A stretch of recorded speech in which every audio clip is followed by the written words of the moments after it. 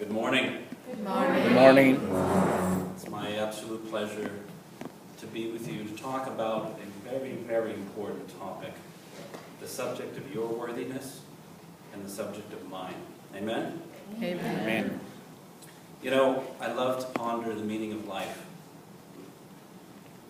why we're here, or why we perceive ourselves to be here. Right? What is the meaning of my individual expression of the Father, Mother, and God?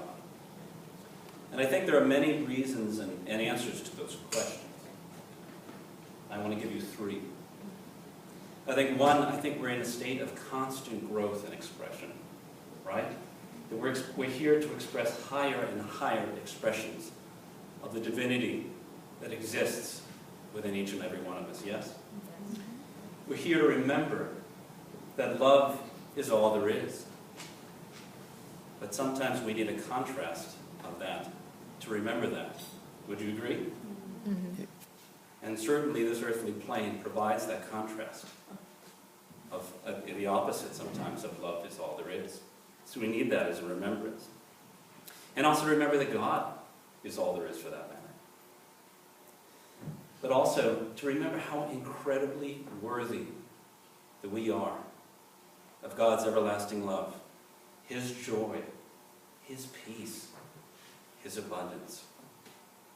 And as we claim that worthiness, we're reminded and remember that we are one with God, that we're one with the universal mind, that we have the divine powers to overcome any situation or any condition that is presented to us on this earthly plane.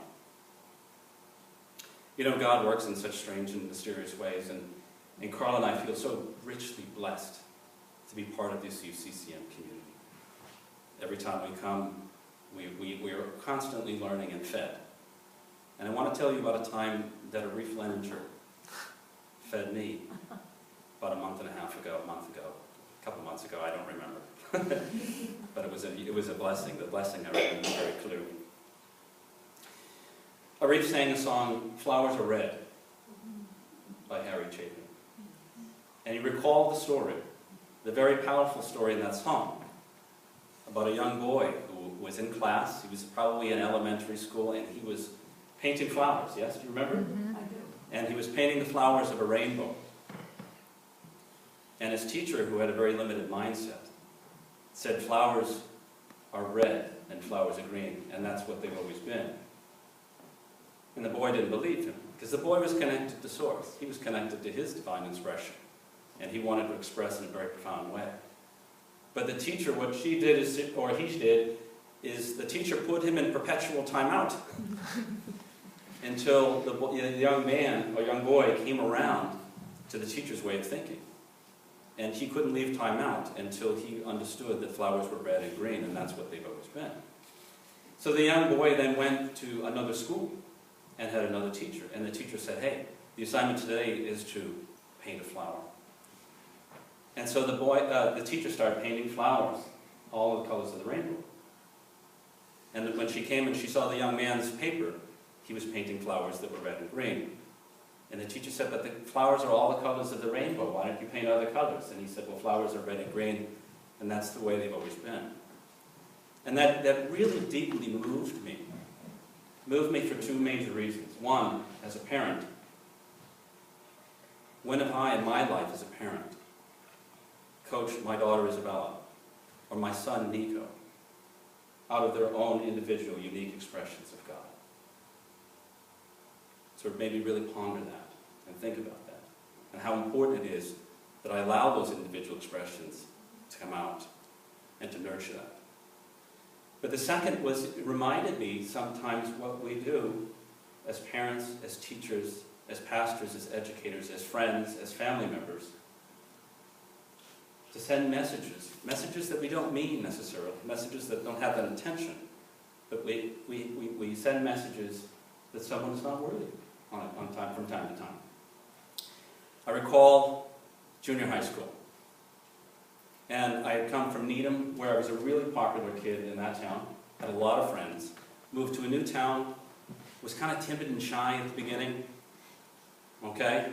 And for those of you who remember junior high,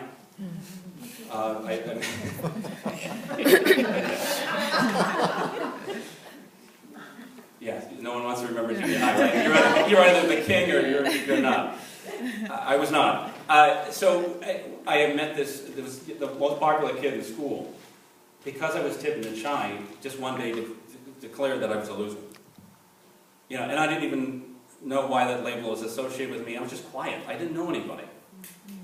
But you know how hard it is to overcome a label in junior high. Does anyone resonate with that? Yes. Thank God we survived it, right? So here I was in 7th grade, already struggling with my own identity, my own sense of worthiness. And my mom went away to England. Her mother was dying, and she spent 6 months with her. And during that time, my father took care of me. And my father didn't kind of teach me the ways of hygiene in terms of really understanding this whole relationship between shampoo and conditioner. Okay, now I know all of you are having a hard time with this story because now you're having to picture me with a full head of hair. I want you, that's why you're laughing, I understand that, but bear with me. Okay, stop imagining me with a full head of hair and what that would look like, all right? But, so I had this full head of hair, I had this conditioner, and you know what, I was probably putting too much in, and not taking enough out. And so invariably what happened is I had dandruff. All right. And 7th grade math class, I kid you not, my teacher came up to me. Here I am already vulnerable. She ran her fingers through my hair and said, "Look, everybody, it's snowing." Oh my God. I kid you not. True story.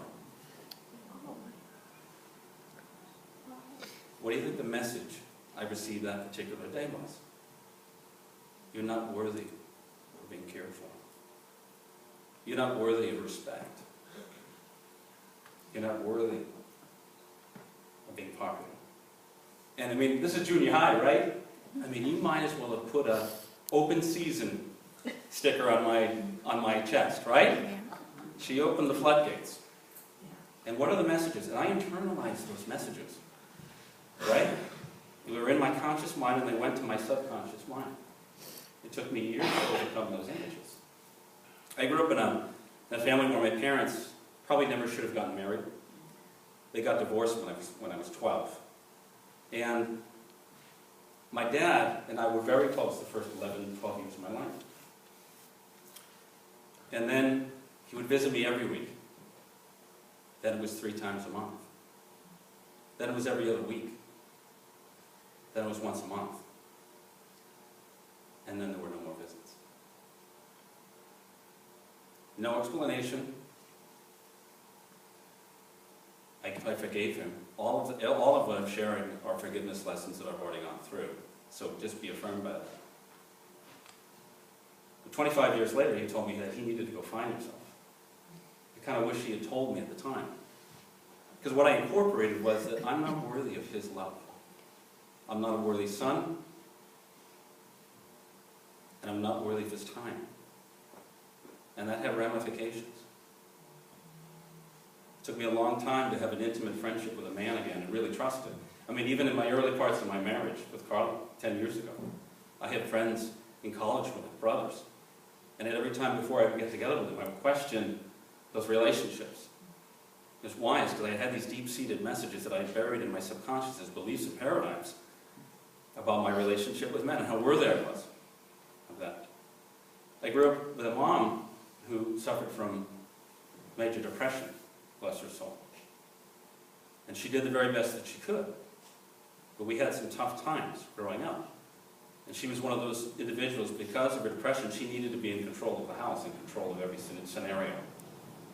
So I remember one time when I was a teenager, I questioned her authority on something in a very respectful way. I remember we were in East Walpole and we were in church, and I questioned her authority. She stopped the car, told me to get out of the car, and I walked 3.5 miles home. I had an argument with my brother over who was to do the dishes on Christmas Eve. My mother was so fed up with the pettiness of the argument that she packed her bags, took off, and went to a hotel for Christmas Day, leaving us 3 kids by ourselves.